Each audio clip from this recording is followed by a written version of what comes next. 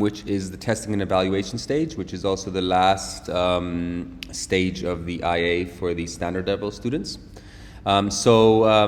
This follows your plan of manufacturing. Ideally, what you would have before this stage, you would have you would have done the table, the plan of manufacturing table. You would have a Gantt chart that shows you visually the breakdown of your project, the different parts and how they are broken down in a timeline. And then you have a photo of your completed final project. Final prototype. So that's really what you want to be end criterion C with. Anyway, moving on to criterion D. The first part is these testing strategies to evaluate the success of the prototype. If you look at the template that I've given you, the way I suggest doing it, but again, it's by no means the only way, is to create a table where you have your different testing methods or testing strategies. I've listed 9 possible ones here. It's unlikely you're going to use all 9. You're probably only going to choose some of these, and some other ones you might choose that aren't even on this list. So for example, user testing would be testing on the actual users of your product, the people that you designed it for. Expert appraisal would be somebody that's like an expert in the field, could be somebody that's built similar products, or somebody that sells these products, or just an expert. Interviews would ideally be of the users, but this could be done in just a face-to-face interview. Focus group, a group of users working together to test out your product. Questionnaires, you could do a survey. Mechanical testing, market comparisons. These are all different sort of testing methods, and then you justify why you think that this testing method is relevant to your product. So if we look at, let's just look at the ISK example that I have over here. This is Amani's from a couple of years ago. The seed ball dispenser. What he did is here he's got his different testing methods. So he's got user testing, and he sort of justifies why he thinks this is an appropriate method. He's got quite a lot listed here.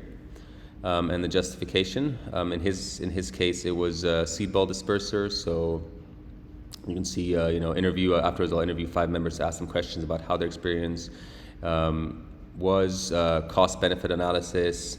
In his case, it was environmental, was sort of being sustainable was quite an important aspect. So he's actually included an environmental impact matrix and a life cycle analysis. That's what he's going to, in order to see how environmentally sustainable it is. So that's what he did in this case. If we let's look at some other examples quickly. This educational toy, which IB says got a 7 as well. So they do the same thing. They have now user trial as one of their methods, performance testing, which is your quantitative data, is another method, expert appraisal, a third method, and a field trial and a comparison, a market analysis, let's say. So they have 5 different types of tests they're going to conduct, and they've then broken it down further into like what does observation actually look like. So he's now saying what am I going to look at in this observation? In this case, it's a toy. So he says, I'm going to observe the children, how they're playing with it. I'm going to observe the children, whether they're happy doing it, how easy it is to use them. Do the hands get trapped? So he's actually sort of showing what is he actually going to look at when he observes the product. Performance testing. An example being, measure the toughness of the product, and then he's going to say, how am I going to do it? Drop parts respectively, from a certain distance, and then see if it's going to, impact the fall. So it's a similar sort of thing, but he's sort of done it rather than one table. He's done it in separate tables. And then if we look at the last example here, the outdoor seat, I believe they have a very similar method. Yeah, they have they've prioritized them. I'm not sure that's necessary or there's any point to that, but but they basically have the same thing. Performance testing in this case. They have different types of performance testing. They've broken it down into user feedback, expert appraisal. So similar table, but just slightly different format.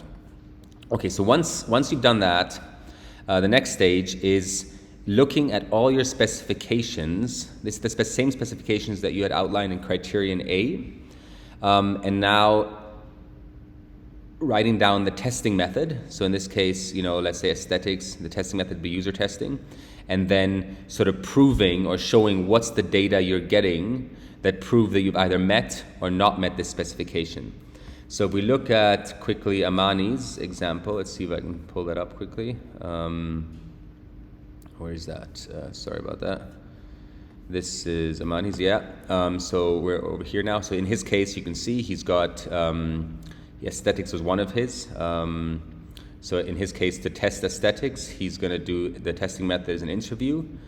And then he now says what he did and what data he got. So he asked 5 members questions, and then they gave him these answers. Ideally, he'd have some sort of graph or some sort of chart as well. Aesthetics really wasn't that important for him. Let's look at a function one. So his field testing was how he tested the function. And then he's now explaining specifically in the field testing how he tested the function and whether it met or did not meet the specification. He's got a graph over here showing, in this case, how many seed balls were dispersed, I guess over time. Is that dispersal rate? Yes. And if you remember that like your function was your specification, but then you had, in your specifications, you have like what specific things within function are you testing. So each of those subcategories, make sure that they're also tested, and you have some data that either says whether you met them or not. Again, the more you can show visual data here, the less it goes into your word count, which obviously matters. So visual data, graphs are great, photos are great. You'll see some of the IB examples do a great job of that. But basically, so you can do it as a table like this. This is Amani's. If we look at some of the other IB examples, the educational toy, what they did, so after they sort of outline the different tests, they go to the next stage. So here they're showing, let's look at that quickly. So here they have same sort of thing. They've created a table, and they, how have they done this? So must be tough, must be suitable. So this looks like that's their specifications, and then they're sort of giving you, in this case, they're giving a rating of how they met that specification. But then they have a different table, strength to weaknesses of each of them. And then they also have, this is all part of the same section, so rather than putting into one table, they've then put like photo evidence of now, I guess evidence of testing, they're calling it, where they're actually showing like photos of how it worked, how they did it. And they have quite a few pages of that and graphs and stuff. So you can do it this way too. I find it a bit more disjointed. I kind of prefer the table format, but again, it doesn't need to be in the form of a table as long as you're showing that each of your specifications has been tested, and you're sort of backing up with data, and it can be quantitative as well as qualitative. It doesn't have to be quantitative of why or why not it met that specification, then you're okay. If we look at the other IB example, how have they done it quickly? So they have, so they've now done environmental size. Yeah, so they've done it again. It's not a table, it's kind of an elegant way of doing it. So they have their main specification, the sort of the within functionality what they're doing, and then they just give a description, strengths and weaknesses, and testing strategy, and some evidence through a photo. This is a nice way of doing it, of why or why not it's been met, and then they go through all the specifications in a similar method. Sort of showing the testing strategy and backing it up with evidence, in this case visual evidence. Cool. So that's it. And the last section is improvement. So basically you have now rated your product and tested it, all your specifications, and now you're basically saying how can it be improved. And the only requirements for this is that you're looking at